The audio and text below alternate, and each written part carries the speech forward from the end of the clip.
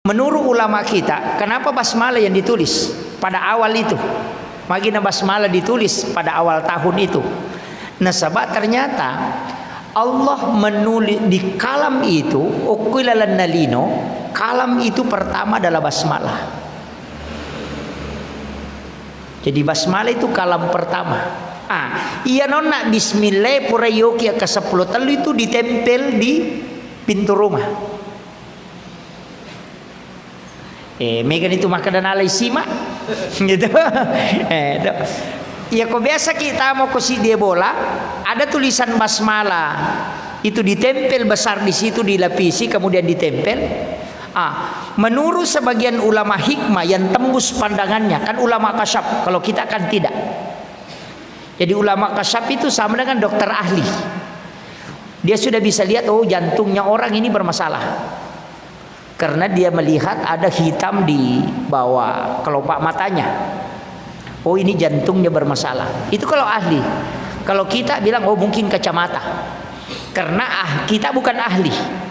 Jadi ulama sufi yang tembus itu sampai ke alam jin penglihatannya. Ya makiro. Makanya ulama yang tembus penglihatannya itu seperti Sayyid Abdul Hamid Al-Qudsi.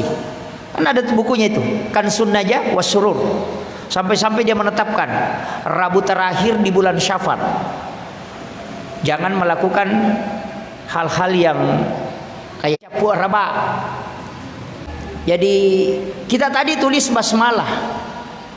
Jadi bismillah yoki akasiratu 10 telu di dalam kertas, pokok kertas satu lembar kertas, kemudian kita tulis itu di 1 Muharram.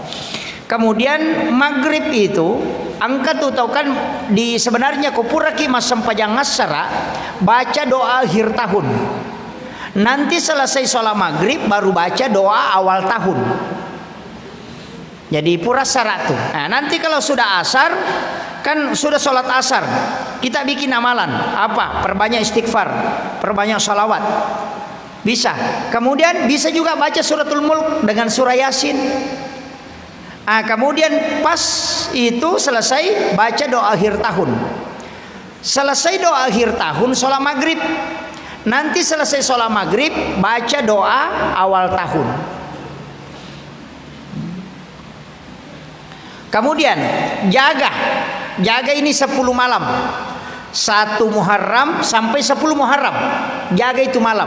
Kita sholat sunat setiap malam itu 4 rakaat. Namanya sholat sunat mutlak.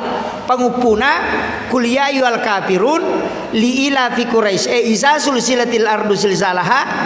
Kemudian kulwallahu. Itu dilakukan setiap rakaat. Jadi setiap rakaat jadi dilakukan itu setiap rakaat. 4 rakaat, 2 rakaat 1 salam. Hanya 4 rakaat 1 malam. Namanya sholat sunnah mutlak. Sesudah sholat isya bagus. Atau pada saat bangun tahajud bagus. Agak gunana supaya kalbu itu langsung diberi petunjuk. Di kalbu ini kan banyak angka syaitania.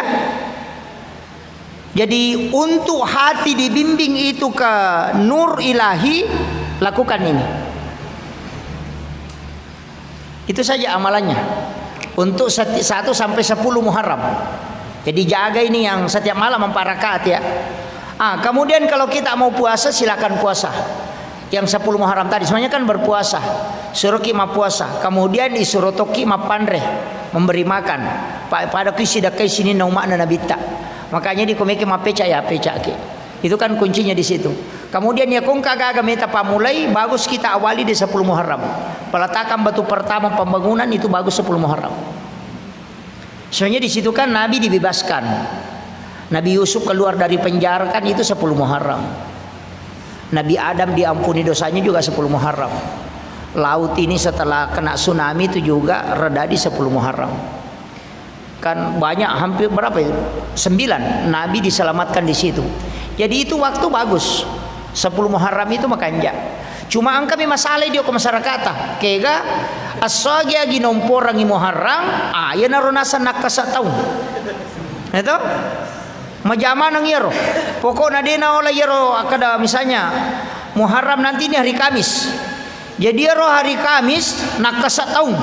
Setiap hari Kamis dalam setiap waktu itu tidak boleh.